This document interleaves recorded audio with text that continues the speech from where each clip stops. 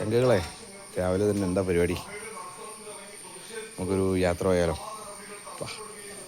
ശരി, നമുക്ക് പോയാലോ.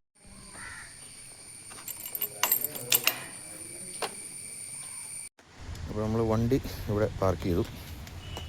ഇതാണ് നമ്മുടെ കോതമംഗലത്തൊരു പാർക്കിംഗ് ഗ്രൗണ്ട്. ഈ സ്ഥലം മനസ്സിലായവരുണ്ടോ? ഇല്ലെങ്കിൽ ഒന്നും ഇവിടെ കാണിച്ചു തരാവേ. ഇത് നമ്മുടെ ഓഫീസിൻ്റെ പിൻഭാഗമാണ് ഇതാ കാണുന്നത് കേട്ടോ.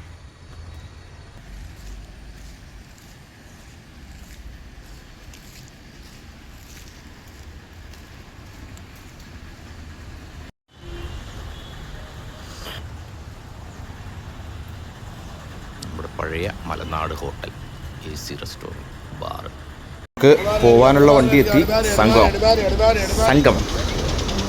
ഈ വണ്ടി പണ്ട് കോട്ടപ്പടിക്കാരുടെ ആയിരുന്നു.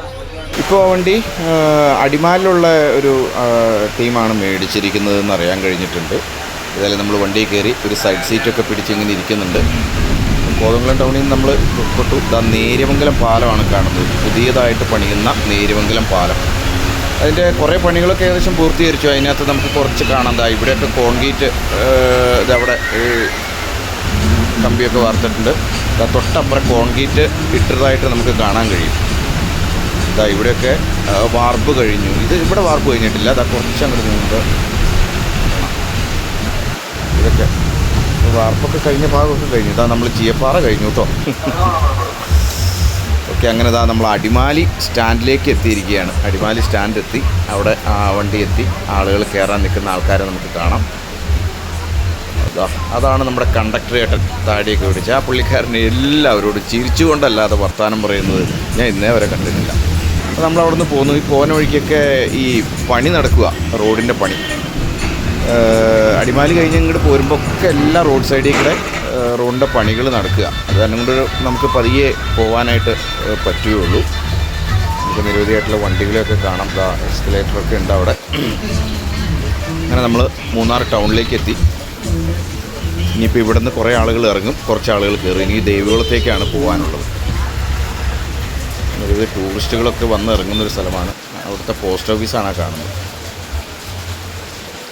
നമ്മളങ്ങനെ ഇപ്പോൾ നമ്മൾ രാവിലത്തെ പ്രഭാത ഭക്ഷണം കഴിക്കുന്ന കടയാണ് കേട്ടോ കണ്ടത്. അമ്മാവൻസ് ഹോട്ടൽ. ഇതാ താഴെ കാണുന്ന അമ്മാവൻസ് ഹോട്ടൽ. ഇനി മുകളിലേക്ക് കുത്തനെയുള്ളൊരു കയറ്റമാണ്. ആ കയറ്റം കയറി വേണം നമുക്ക് മുകളിലേക്ക് പോകാൻ. പതിയെ നമുക്ക് കയറാം. ഇത് നമ്മളവിടെ ചെല്ലുമ്പോഴേക്കും ഒരു ഹൈ ആൾട്ടിറ്റ്യൂഡ് ഏരിയ. നമ്മളവിടെ ചെല്ലുമ്പോഴേക്കും നമുക്ക് ഭയങ്കരമായിട്ട് കിതപ്പൊക്കെ ഉണ്ടാവും. വെച്ച് കഴിഞ്ഞാൽ ഓക്സിജൻ്റെ അളവ് അവിടെ കുറവാണ്. അപ്പോൾ അതുകൊണ്ട് നമ്മൾ സാവകാശം മാത്രമേ, ശബരിമല എങ്ങനെ കയറുന്നോ, മല എങ്ങനെ കയറുന്നോ അതുപോലെയാണ് ഇവിടെയൊക്കെ കയറാൻ പറ്റുള്ളൂ. കാരണം നമ്മളവിടെ ചെല്ലുമ്പോഴേക്കും നമ്മൾ ഓക്സിജൻ്റെ ലെവൽ അവിടെ വളരെ കുറവാണ്. അപ്പോൾ അതുകൊണ്ട് നമുക്ക് പയ്യെ ആണ് നമുക്കവിടെ കയറാൻ കഴിയുള്ളൂ. താഴെ നിന്നുള്ള റോഡിലേക്ക് എത്തി. ഇനി അങ്ങനെ പയ്യെ നമുക്ക് ഫ്രണ്ടിലേക്ക് പോവാം.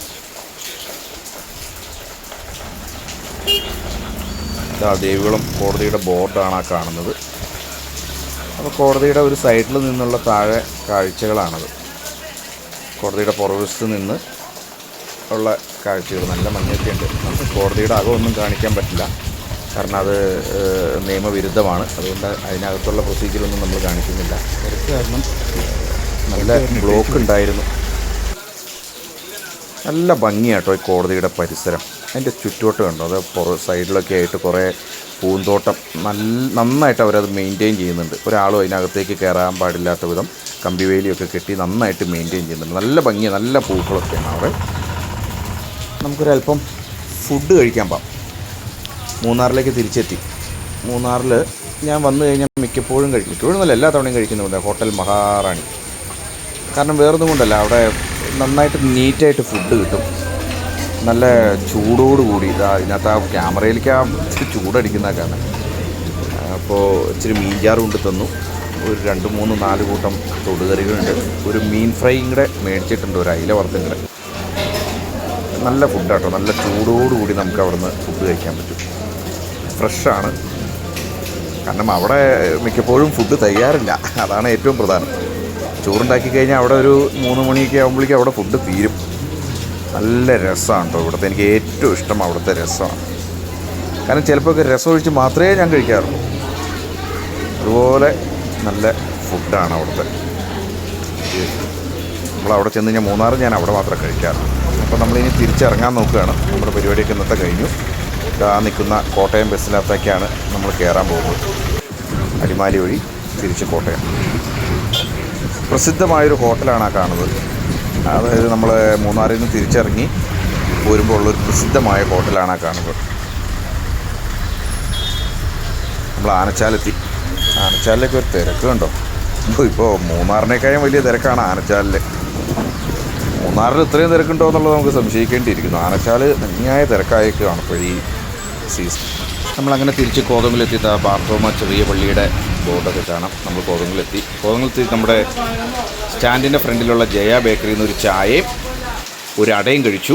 നമ്മൾ പുറത്തേക്ക് ഇറങ്ങുകയാണ്. ഇന്നത്തെ പരിപാടി കഴിഞ്ഞു.